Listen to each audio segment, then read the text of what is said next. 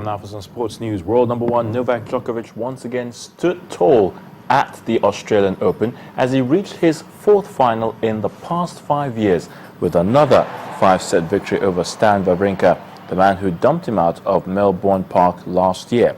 Now Djokovic, bidding to become the first man to win 5 Australian Open titles since the game went professional in 1968, edged out the defending champion 7-6, 3-6, 6-4, 4-6, 6-love.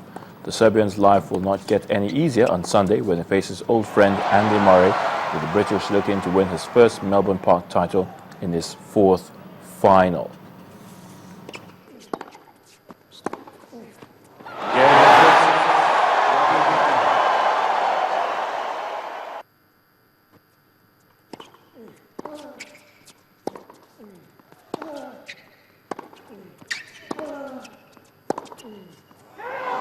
Djokovic.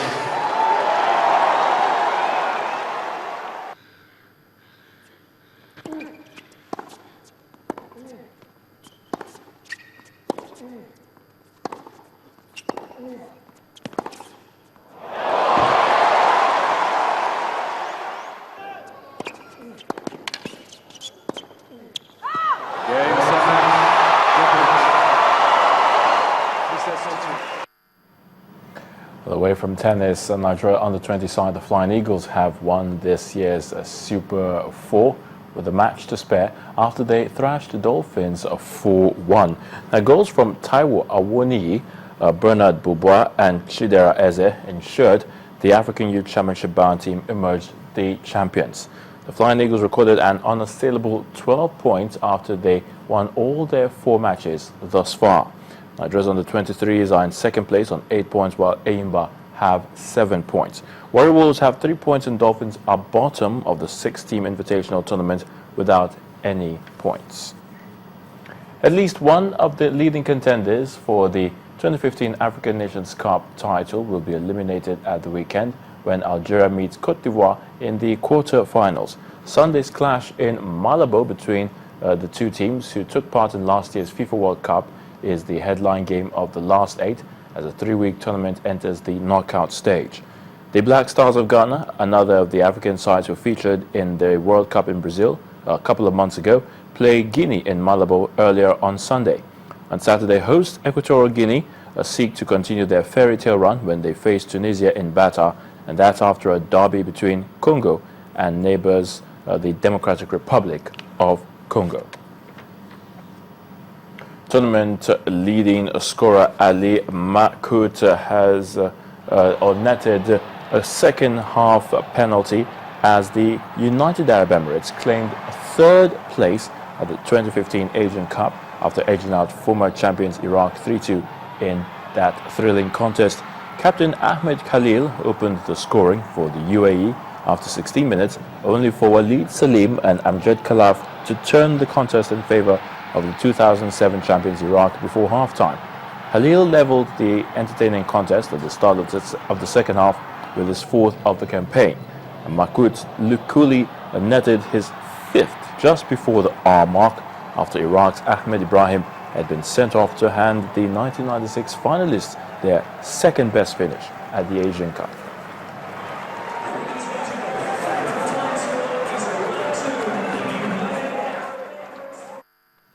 And that's a wrap in sports news. The news at 10 continues shortly.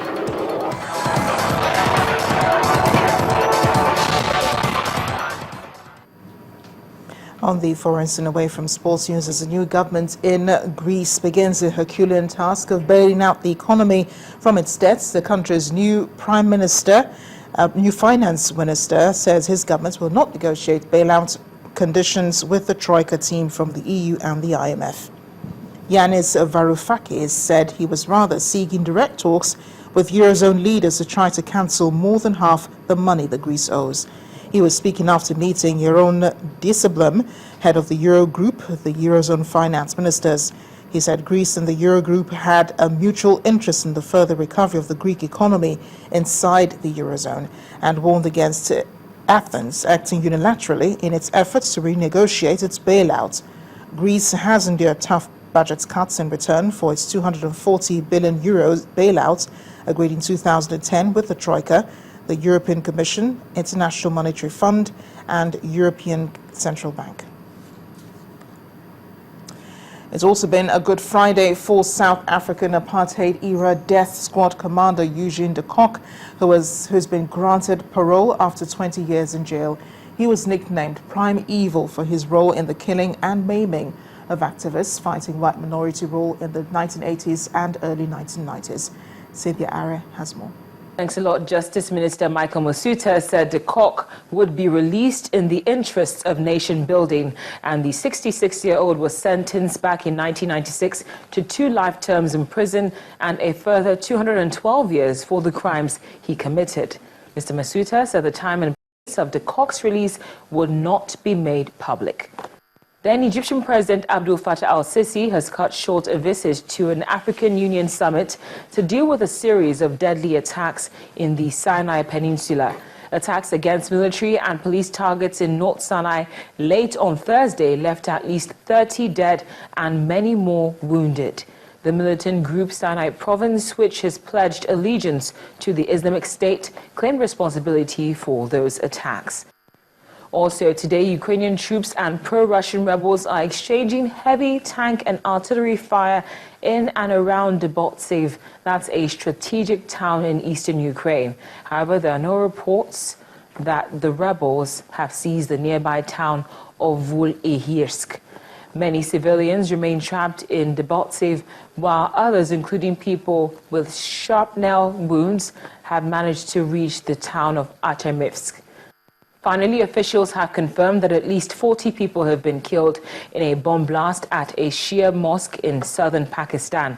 Dozens of people were wounded in the attack after Friday prayers in Shikapur district of Sindh province, and the death toll is expected to rise. Sunni militants linked to the Pakistani Taliban claimed responsibility for that attack. And that's the foreign news wrap-up. Thanks a lot, Cynthia. Popular joke character Akpos will soon be moving from the joke lines to the TV screens as a group of filmmakers adapt it into a sitcom. Let's get details now from Mayowa Ogundele in Entertainment News.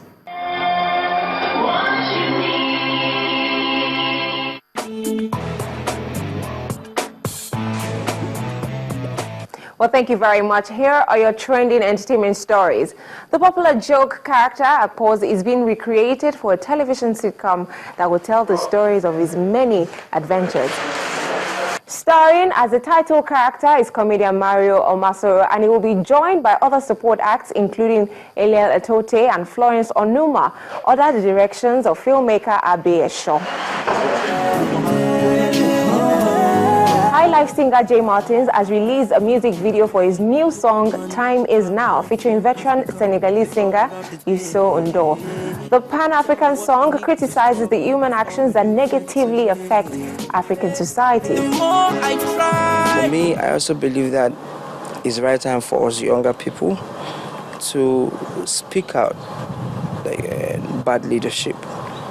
This has nothing to do with Nigeria, quote. This is talking about Africa, the continent, and the world. Popular Nollywood actor with Ghanaian descent Van Vika is delving into music after enjoying years of enviable success in the movie Climb. The One Night in Vegas actor announced his foray into the music world in his home country, Ghana, saying he is looking forward to working with other talented artists. Music coach, composer, and performer Emmanuel Akapo has advised young artists to focus on promoting single tracks and not get carried away with the desire of recording a full album. The quality of recorded music has dropped in the last 10 years significantly. So only very few people still have trust in consuming a full album of a musician that you most likely sure the quality of the music is not the same all through. And that's all for today. It's back to the main news.